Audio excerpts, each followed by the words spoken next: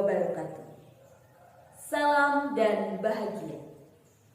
Perkenalkan, saya Dina Dwi Nurnitasari dari SDN 1 Karangan, Kecamatan Balong, Kabupaten Ponorogo. Kali ini saya akan berbagi praktik baik terkait dengan merancang asesmen formatif. Seperti yang kita ketahui, asesmen formatif adalah salah satu asesmen yang harus dilakukan dalam kurikulum Merdeka. Asesmen formatif bertujuan untuk mengetahui dan mengukur perkembangan proses belajar murid. Asesmen formatif perlu dirancang sehingga dapat menggambarkan perkembangan proses belajar murid.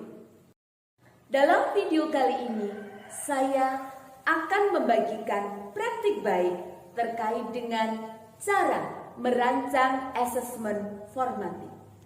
Semoga video ini nanti bermanfaat untuk kita semuanya.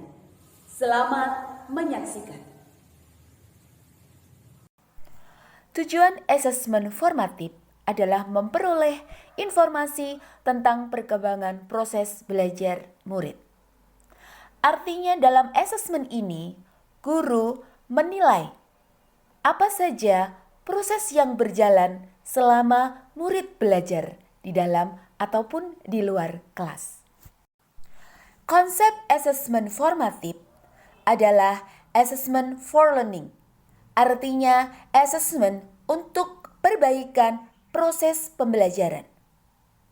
Selain itu, sebagai assessment as learning, artinya asesmen untuk refleksi proses pembelajaran.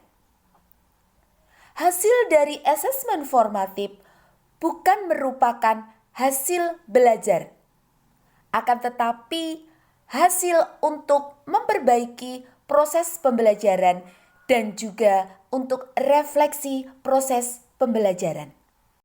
Proses yang dilalui dalam asesmen formatif. Yang pertama, murid memahami tujuan belajarnya. Yang kedua, murid memberi dan mendapat umpan balik. Yang ketiga, murid mendapatkan tantangan bertingkat dan bermakna. Yang keempat, murid terlibat aktif mencari informasi untuk menjawab pertanyaan dan melakukan perbaikan. Yang kelima, murid terlibat aktif dalam pembelajaran. Dan yang terakhir, murid mampu menunjukkan toleransi terhadap kekeliruan. Ini adalah kanvas rancangan asesmen formatif. Dalam kanvas ini dijelaskan bagaimana alur kita dalam menyusun rancangan asesmen formatif. Yang pertama, kita tetapkan tujuan pembelajaran, apa kompetensi yang ingin dikuasai murid di akhir program asesmen ini. Yang kedua, tujuan asesmen formatif. Apa yang ingin diketahui dari proses dan pencapaian belajar. Yang ketiga adalah strategi asesmen formatif yang akan kita gunakan. Sebagai catatan, gunakan strategi yang hasilnya bisa langsung dilihat. Kemudian yang keempat, materi yang sedang dipelajari untuk mencapai tujuan pembelajaran. Yang kelima, kita membuat pertanyaan kunci untuk mendiskusikan hasil asesmen formatif secara terbuka, jujur, tanpa menghakimi. Kemudian yang keenam, membuat pertanyaan kunci yang membantu murid menyadari apa yang perlu diperbaiki dalam proses belajar. Berikut adalah contoh kanvas rancangan asesmen formatif yang telah saya buat. Yang pertama adalah tujuan pembelajaran. Tujuan pembelajarannya adalah mengubah kalimat tidak efektif menjadi efektif. Kemudian tujuan asesmen, pertama, mengukur kemampuan dalam membuat soal. Yang kedua, mengukur kemampuan mengubah kalimat tidak efektif menjadi kalimat efektif. Yang ketiga, mengukur kemampuan murid dalam memberi umpan balik. Yang keempat, mengukur kemampuan murid dalam merefleksi diri. Strategi yang saya gunakan adalah strategi permainan dengan kertas post-it. Materi yang dipelajari adalah kalimat efektif dan tidak efektif. Pertanyaan kunci yang mendiskusikan hasil asesmen.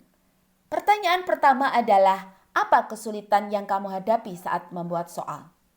Yang kedua, apa kesulitan yang kamu hadapi saat mengubah kalimat tidak efektif menjadi kalimat efektif? Yang ketiga, apa kesulitanmu dalam memberikan umpan balik? Kemudian pertanyaan kunci untuk refleksi. Pertanyaan pertama, apa kekuranganmu dalam materi ini? Pertanyaan kedua, apa yang dapat kamu lakukan untuk memperbaiki kekuranganmu? Berikut adalah penerapan rancangan asesmen formatif yang telah saya buat.